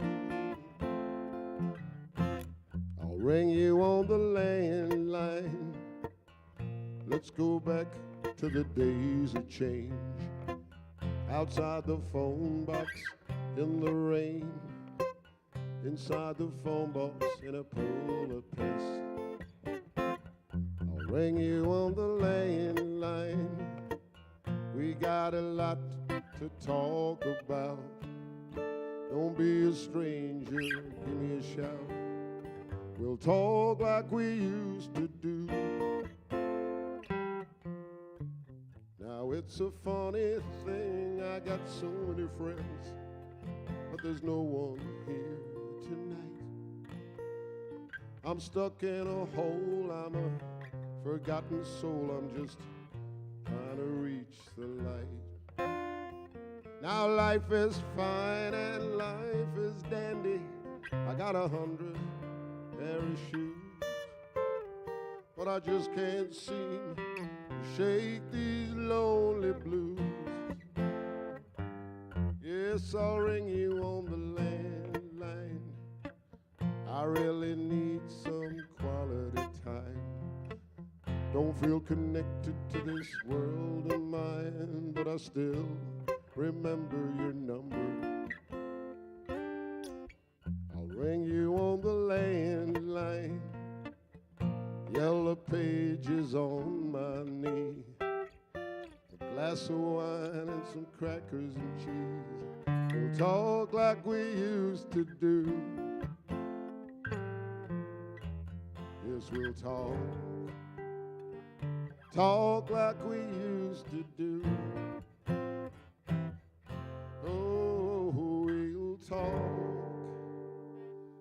talk like we used to.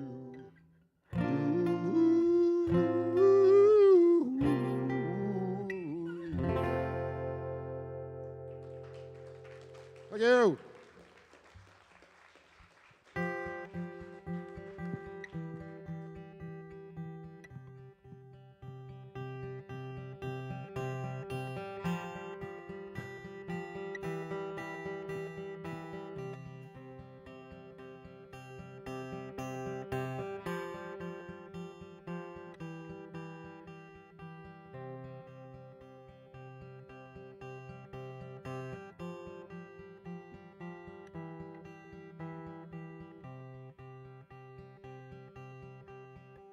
I look up to the sky and I see the stars and they make me want to cry. A million little lights, a million trillion miles away, and the night is blue and cold, and I'm falling for the stars.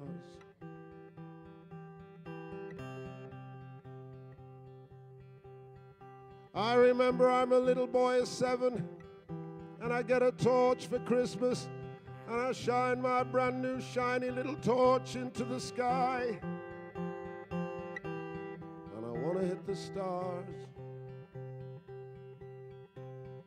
And the 3 wise men were searching for the light. They were looking for the star.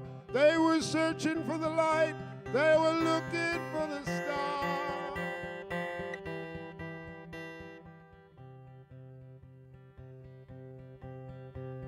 And Brian Cox, he turns me on his mad for it.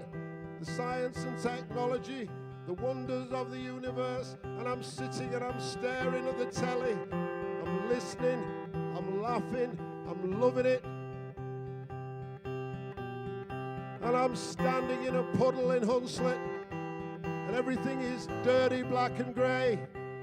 Everything is broken, and I'm standing in this fucking puddle, and there's a rainbow and an oily little pool, and it's a beautiful thing. It's a beautiful thing. And the world is such a smelly place. The world is such a smelly, smelly place. The world is such a smelly place. It's a beautiful thing. It's a beautiful thing. All hail. All hail. All hail. All hail.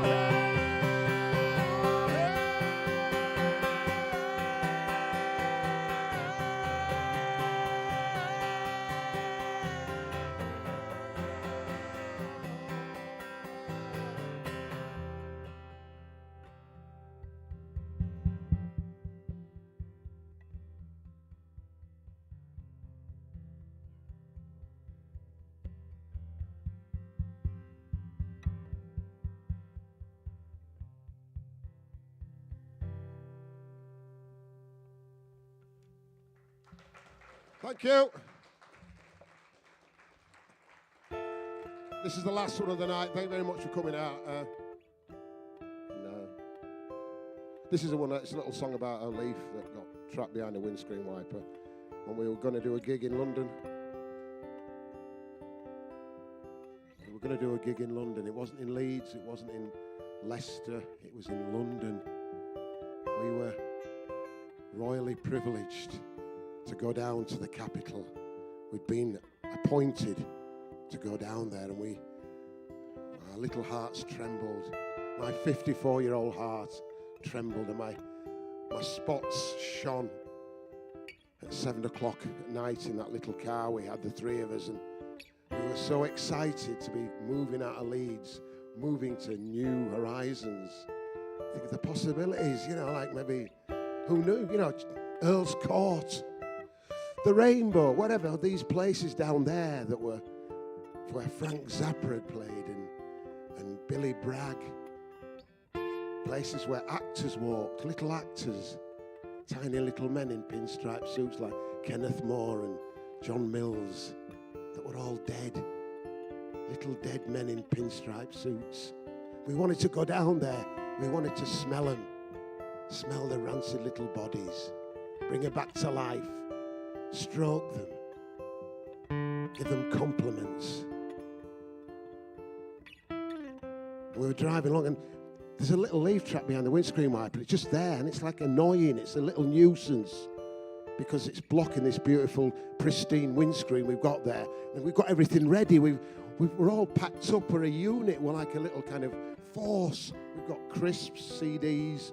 We've got little mats. We've got all the stuff, and we've got like provisions, bananas each. We look after ourselves, and we've got little bottles of water. And there's a fucking leaf there in the windscreen, a blemish, spoiling it for us. And we're just. But I thought when we get to the motorway, it'll get blown off definitely. And we got to the motorway. Came off that little slip road, and there we are roaring down at 70 like animals, like UFO, like whatever. This rock band. We were so strong. We're a unit, and the little leaf just stayed on. It was unrepentant. It was unrelinquishing. It just stayed on there. We got past Wakefield and Sheffield. We got down to Barnsley, And it stayed on, and we were like laughing. We had this little stubborn little friend. And we got down to London. We got into London, and we were all excited, and our bottoms were quivering, and because it was a smelly little car when we got to the edges of Golders Green, because we were all there, our bodies shifting and changing, acclimatising to the Cockney region. We got in there, and there were these Cockney people looking at us, giving it this. What's all this? What's all that? What's all these fucking pyjamas going on? You fucking mad or what? We got in, and then we got to the venue, and there it was. There was like, they had walls in the venue, and they had like lights and stuff. Well, we're in London. There's lights in London. This is it. Charles Dickens was wrong. They've got electricity. There it was. It was beautiful. These palaces, dirty, grimy, grotty, ash-covered palaces. And there we were at this venue, and we were there, and we were looking out, and there they were looking at us. They were a different species. They had different coloured eyes. They had purple pupils in their eyes. They looked at us like we were a different, and we looked at them, and we wanted to just give them all. I was completely unafraid because I'd been drawing in Featherstone for 10 years. I had no fear of these Cockney bastards.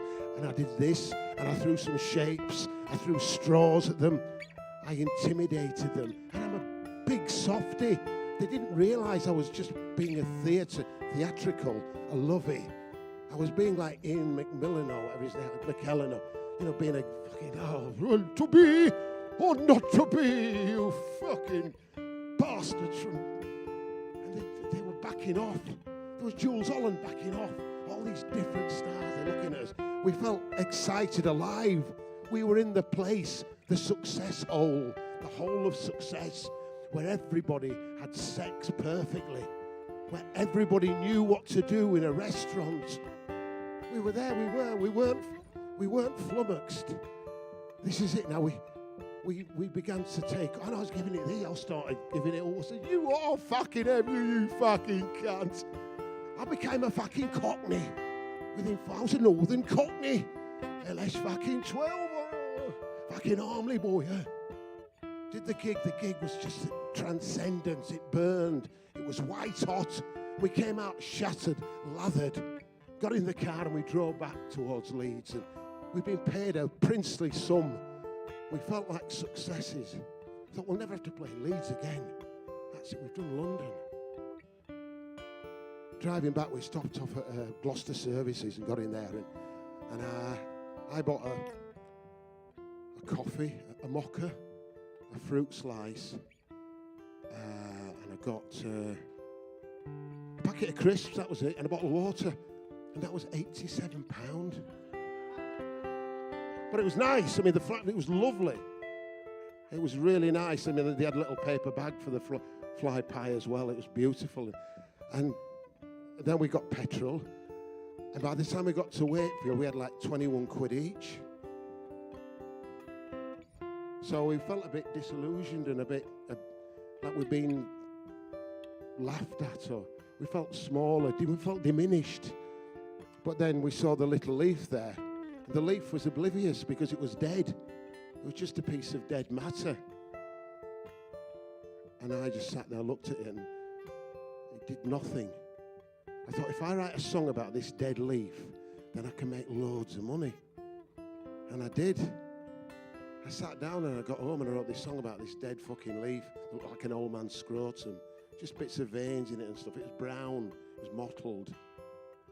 There's nothing happening. It wasn't animated at all. But it had a strange allure. I felt touched by this little leaf. Because it seemed to be smiling. It seemed to be sniggering a little bit. It was mischievous. It was a bit like my soul. I thought, this is it. I've met a kindred spirit, and it's small and almond-shaped like that. So I wrote this song, and I've left the keyboard behind, but Johnny, just imagine there's a piano.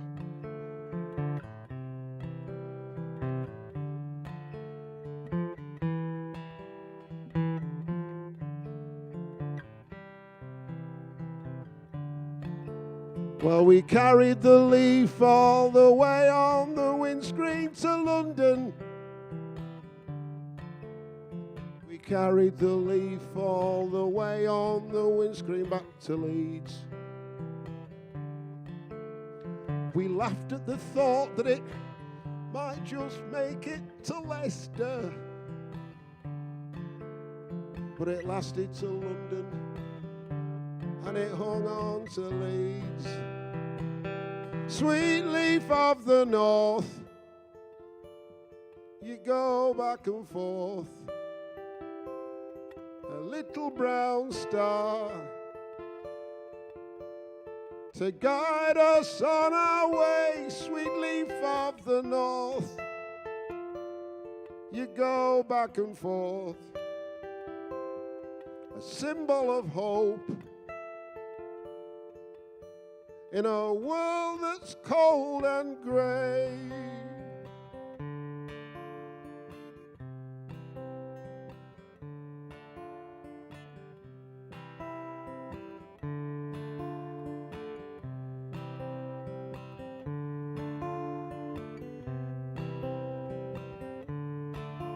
Got a lot of lead, a load of lead. I've got a lot of lead in Leeds. Leeds has lots of leads. This is a long, long lead from Leeds.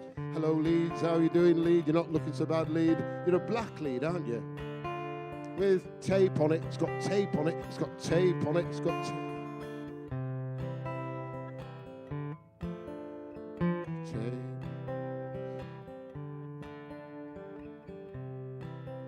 From another band, a more mediocre band, a folk band with bazookas in. 2 lead singers.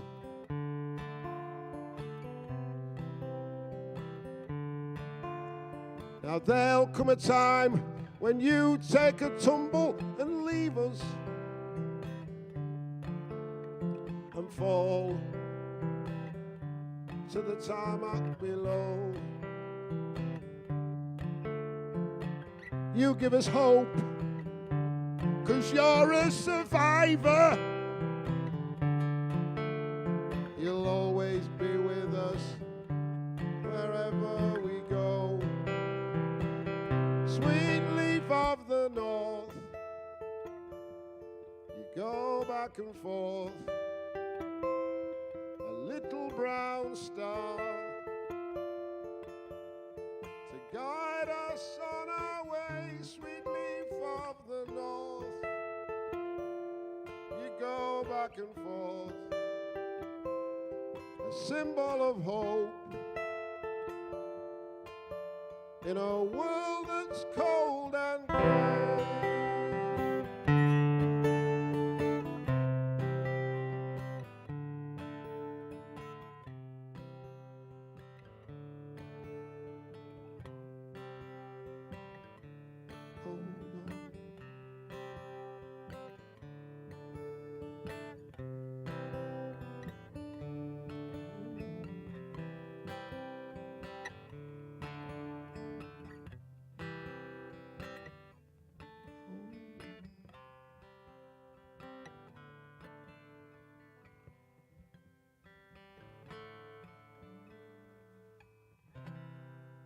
Thank you very much. Thank you very much. Bless you all. Thank you. Thank you. Mr. Johnny Flockton on guitar.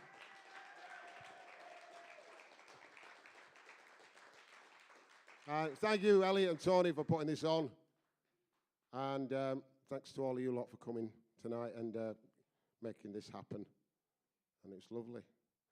We have some CDs downstairs and a copy of a book, It's Irrelevant. It's Irrelevant is £15. There's about 5 copies, I think, and we've got a range of CDs. And we're coming to Leeds again. We're playing the Black Horse in Otley on the 17th of June. Then the week after, we're at Glastonbury. There we are. Thank you all.